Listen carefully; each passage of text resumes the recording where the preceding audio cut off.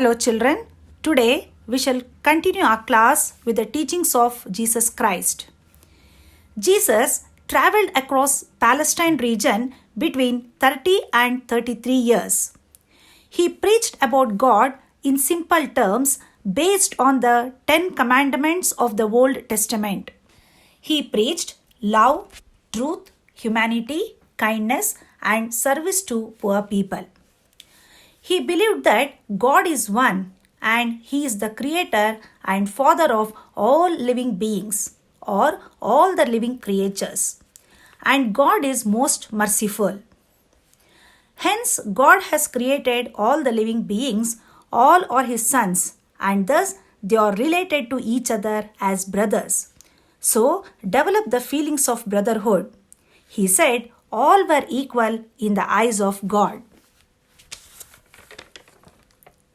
He said, we have to love the people who are in distress, that means in difficulties. Loving such people is equal to worshipping God. We have to serve the people when they are in need, but we should not expect anything in return from them. He said, serving people is equal to the worship of God. Knowingly or unknowingly, man does many mistakes or sins. So, one must repent for their past sins or mistakes which he had committed. If he repent, then God will definitely forgive him and then he can lead a pure new life. Jesus said, love your enemy, do good to him even though if he had harmed you. After this, now let us understand how Christianity spread. Jesus started to travel throughout the country to preach his religious philosophy. Over a period of time, Jews chose Jesus as their religious leader. When Jesus Christ was alive, he entrusted the responsibility of spreading his teachings and helping the poor people in distress or difficulty to his 12 disciples. Jesus had selected these disciples when he was alive. These 12 disciples are popularly known as apostles or missionaries. Among these 12 apostles, the most important was Saint Peter. Saint Peter spread this faith in Rome. He also established a church at Rome and became the first bishop. In the beginning, the Roman emperors did not disturb the promotion of Christianity. So, it spread all over the Roman Empire very fast. But after the first century, these emperors started persecuting the missionaries. They were tortured and also some were crucified. Though there were many obstacles created in spreading the words of Jesus, his preachers did not withdraw from it. They continued their work.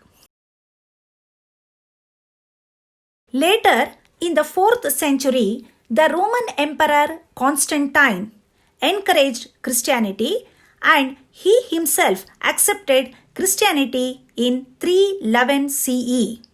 And the next year, he declared Christianity as the religion of the whole empire. Even when the Roman Empire declined, the Latin language and Christian religion unified Europe culturally. Rome became the headquarters of the Christian community. The Pope became their religious head. The Bible is the holy book of the Christians. The Bible has two sections, the Old Testament and the New Testament.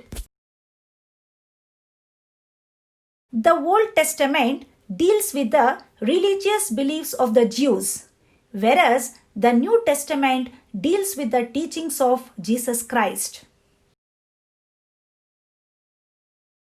Actually, we all think that Bible is a single book, but it is not so.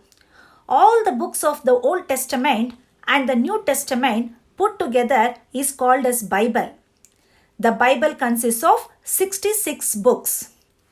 The word Bible means a collection of books. Therefore, Bible is not a single book as we all think. The Bible was originally written in Hebrew language, but during the rule of King James I of England, it got translated to English. And then after that, it got translated to many languages. Now, let us learn about the contributions of Christianity. Christianity taught the noble principle of peace and brotherhood to the world.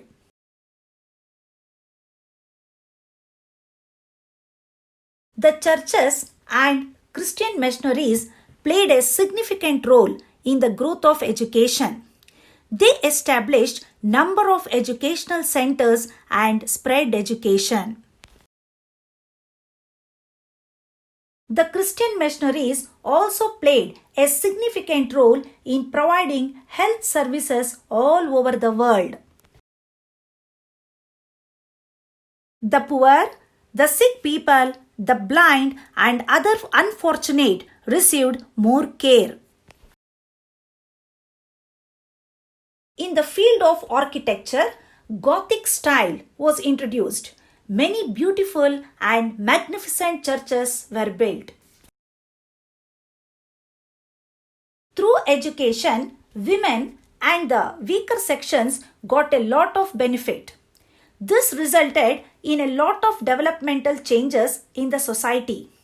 Especially, it raised the position of women. This is known as empowerment. Now, let us study the sects in Christianity. Till 6th century, the Christians were under the control of the Roman Catholic Church. Christianity slowly went beyond the reach of the common people and the principles of Jesus Christ. Churches were dominated by priests and rich landlords. Now, people started opposing such practices of the church. In such a situation, Martin Luther, a German monk, started a movement in Germany to reform the Catholic Church. This movement, started by Martin Luther, is called the Protestant Reformation movement. A new sect called Protestants started. With this, two sects emerged in Christianity, the Catholics and the Protestants. The geographical discoveries helped the Europeans to establish colonies in various parts of the world. They slowly emerged as a strong political force. In order to ensure their power of authority, they also supported Christianity.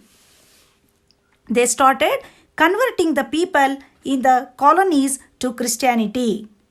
Like this, Christianity grew in many countries like India, South Africa, etc. And today, Christianity has become one of the major religions of the world. Thank you. Let's meet in the next class.